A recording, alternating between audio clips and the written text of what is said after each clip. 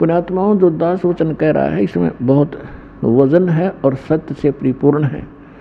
आज से 50-100 वर्ष पहले आप पिछला इतिहास देखो, लाखों वर्ष चले गए इस सृष्टि को, इस चतुर युग में। कोई भी अपने जो आम नागरिक शिक्षा नहीं, अपनी नेक नीति से कमाई करके अपना परिवार पोषण ही करता था। एक वर्ग को ब्राह्मण वर्ग को एक विशेष वो ड्यूटी सौंपी गई थी कि आप सदग्रंथों को पढ़ो, शिक्षा ग्रहण करो और फिर हमें बताओ। तो आम व्यक्ति को वो खुद जैसा भी सदग्रंथों को पढ़ते सुनते समझते थे, आम व्यक्ति को बताया करते थे। वैसे थोड़ी बहुत शिक्षा होती थी, लेकिन उसके लिए एक सिंपल सा ही ज्ञान आधार बनाया जाता था। ये आजकल की जो शिक्षा नहीं थी।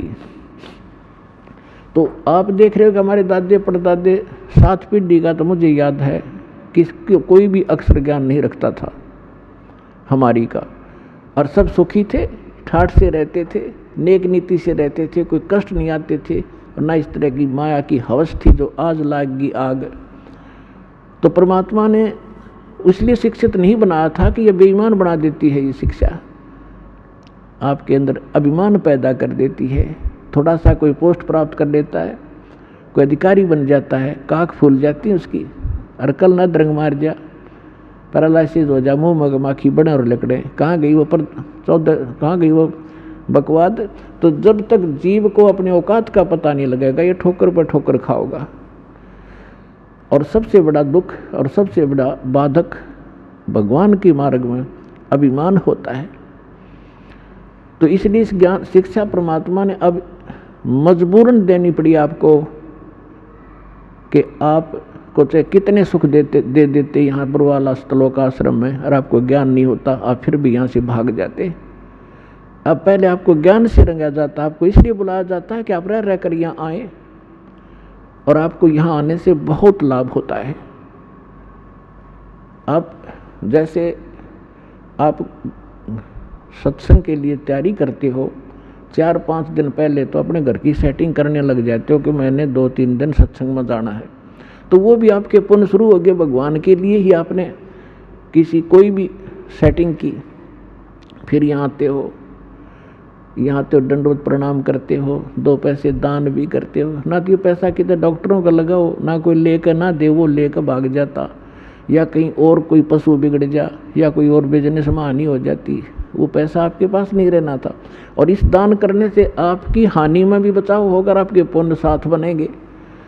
और ये ज्ञान यज्ञ रूपी सत्संग से आपको ओत प्रोत किया जाता है।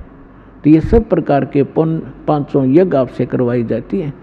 आपको यहाँ बुलाने का उद्देश्य ये है कि आप इस ज्ञान को समझें और भक्ति के अंदर आपकी श्रद्धा बढ़े और आप पुण्य युक्त हों।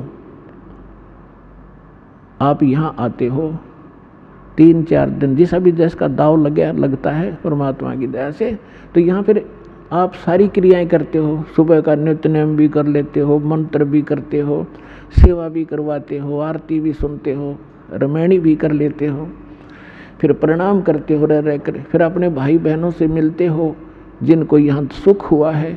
तो आपका दृढ़ता आती है आपको कि सचमुच मेरा भी काम बनेगा जब इनके साथ ऐसा सुख हुआ। इसलिए आपको बुलाया जाता है। और यहाँ आने से कहते हैं संत मिलन को चालिए तज माया अभिमान, और जो कदम आगे रखे ओहे यज्ञ समान। अब इस सतलोक आश्रम बरवाला में की तरफ आप जब भी रुझान बनाते हो, वहीं से आपके पुण्य प्रारंभ हो जाते हैं। और आप कितने भक्तिहीन हो चुके हो ये अंदाज़ा लगा लेना। आजीवन आप यह भक्ति करते चलोगे, तब जा कर के आप सतलोक जाने योग्य पुण्य युक्त हो पाओगे। तो आप कितने, जब सतलोक से आए थे तब आप कितने पुण्यकर्मी प्राणी थे। इस काल के होटल में आकर आपने सारी पूंजी का नाश कर दिया, आप एक भिखारी बन गए। गरीबदास जी कहते हैं उत्तर दक्षिण पूर्व पश्चिम तो फिरदा दाणे दाणे नू, और सर्व कला सतगुरु साहिब की हरियाए हरियाणे नू। तो हर एक दाने के लिए धक्के खाते हो, अंडों को इंग्लैंड में जा रहा है, हर को अमेरिका में धनी बन का आऊँगा। आपने यही धनी बना दे परमात्मा, जो नीत साबित होता है।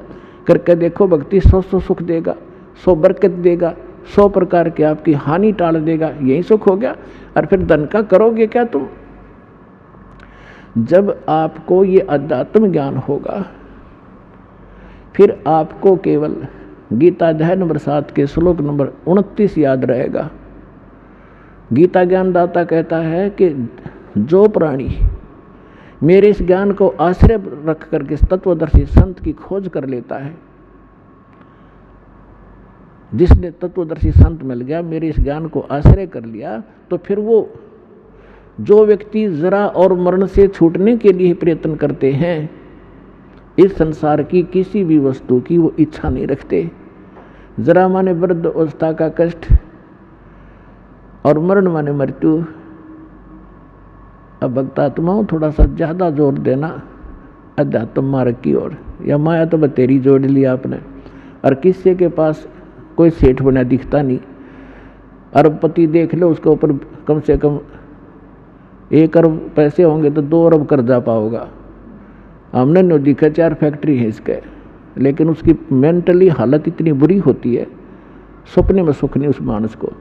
तो आपने ये इधर ज़्यादा ध्यान देना पड़ेगा भगवान की तरफ, इस मार्ग के ऊपर आपने आगे बढ़ना पड़ेगा। आप यहाँ क्या किसके लिए जोड़ा?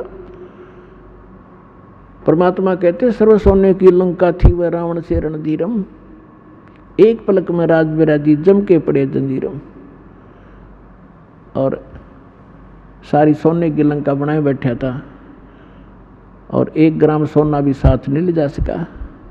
तो फिर हमें ये ज्ञान होगा। तैसे गीता अध्याय नंबर 7 के श्लोक 29 में कहा है कि जो जरा और मरण से छूटने के लिए प्रयत्न कर रहे हैं और कोई वस्तु की इच्छा नहीं रखते, वे उस परमात्मा से, तत्परम से और सारे अध्यात्म ज्ञान से और सभी कर्मों से परिचित हैं। उसी का दिल डटेगा इस काल के जाल से, उल्टा हटेगा, जिसने संपूर्ण ज्ञान हो जाएगा। तो कबीर साहब कहते हैं ज्ञान संपूर्ण हुआ नहीं और हृदय नहीं छदाया, तो इस देखा देखी भक्ति का रंग नहीं ठहरावे। तो 64 लाख से सारे भाग्य भगवान को पहचाना नहीं, क्योंकि उनको ज्ञान नहीं था। और आज ज्ञान करवाया भगवान ने, आपको प्रमाण देकर ऐसा रंग दिया है कि आप यहाँ से हिल नहीं सकते। आपको ये स्थान बरवाला ऐसा दिखाई देगा जब आपकी बुद्धि ठीक काम करेगी और ज्ञान आधार बन जाएगा। बंदी छोड़ दयाल जी तुम तक हमारी दौड़े, जैसे कागज जहाज का अब सूझे और न ठोरे।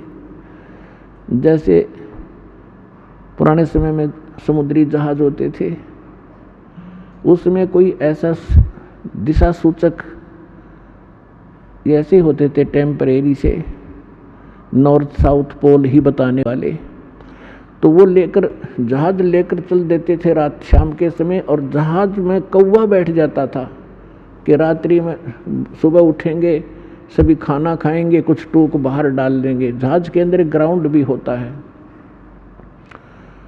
तो वो कौवा इस लालच में बैठकर चला जाता है। रात्रि में 200-250 किलोमीटर जहाज समुद्री निकल जाता है। तो वहाँ जाने के बाद सुबह होता है, तो होता था तो ड्राइवर जो होते थे इसके चालक जहाज के, वो ये चेक करना चाहते थे सुबह उठ कर के हमारी दिशा ठीक है कि नहीं, क्योंकि जो दिशा सूचक होते थे नॉर्थ साउथ वाले दो चुंबकीय, तो कई बार चुंबकीय चट्टानों से डिस्टर्ब हो जाते थे। उसको जांच करने का उनका एक मोटा सा तरीका अपना रखा था कि कौवे को उड़ा देते थे, उसको उड़ने के लिए विवश कर देते थे। जो जहाज पर बैठ कर चला गया उसको डले डुले मार कर उसको विवश कर देते थे उड़ने को। तो कौवे के अंदर एक ऐसी कला दे रखी है भगवान ने कि उसको ये वो दिशा भूल नहीं पड़ती जिस दिशा से वो चला था, तो फिर अपने घर की तरफ ही उड़ता है सीधा स्ट्रेट। तो जिससे वो जहाज के चालक तो अपने उस इंस्ट्रूमेंट की जांच कर लेते सही है या गलत है, गलत है तो सेट कर लेते अपनी दिशा जहाज की। और थोड़ी देर में वो कौवा उड़ के थोड़ी बहुत दूर जाता 1000 2000 फुट, फिर उसको कहीं सथाना नहीं दिखता, कहाँ तक उड़ के वो जाकर बैठे। अंत में वापस उड़ अड़ा के वापस आकर उसको जहाज ही दिखाई देता, उसकी जान बचाने वाला, नहीं तो जहाँ बैठे हुए डूब कर मरने वाला समुद्र ही समुद्र था। तो वापस आकर उसने जहाज पर ही शरण लेनी पड़ी और स्थान कहीं उसको दिखाई नहीं दिया जहाँ उसकी जान बच सके। तो परमात्मा कहते हैं जब आपको ज्ञान हो जाएगा आप ये कहा करोगे, बंदी छोड़ दयाल जी तुम तक हमरी दौड़े, जैसे काग जहाज का अब सूजत और न ठोरे। अभी तक तो ये नकली कोई कुछ कह देता है, कोई कुछ कह देता है, लेकिन जब आपको ज्ञान हो जाएगा आप उनकी नहीं मान सकते, वो चाहे आपकी ना मानो।